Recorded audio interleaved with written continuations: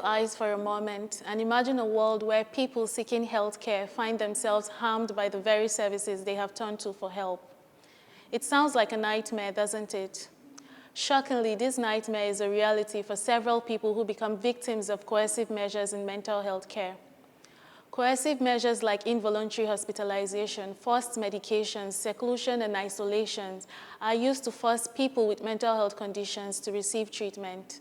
These actions strip them of their dignity and could be traumatic for both patients and mental health professionals, leading to a lack of trust in mental health services. Although there are increasing pressures to reduce these practices, they seem to be on the increase, and we should be asking ourselves why. Understanding the contextual factors that contribute to this problem can allow for more targeted and sustainable solutions that address the root causes of the problem. And that's what my PhD wants to do.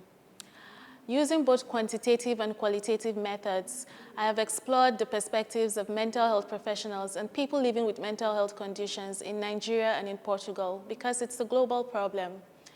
Nigeria is a developing country with one of the largest economies in Africa, while Portugal is a developed country with a higher standard of living in the south of Europe. These two countries represent diverse contexts, but highlight shared challenges. In both countries, the level of resources allocated to mental health care is relatively low. This translates to a shortage of mental health professionals, poor working conditions, and lack of specialized training needed to deal with crisis situations without relying on coercive measures. Although Portugal has achieved universal health coverage and Nigeria has not, both countries have low levels of social support for people with mental health conditions.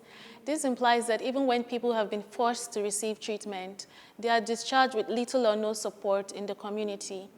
With no employment opportunities and housing, the risk of relapse is higher, and they wind up being forced back to the hospitals yet again and subjected to even more coercive measures, perpetuating a vicious cycle.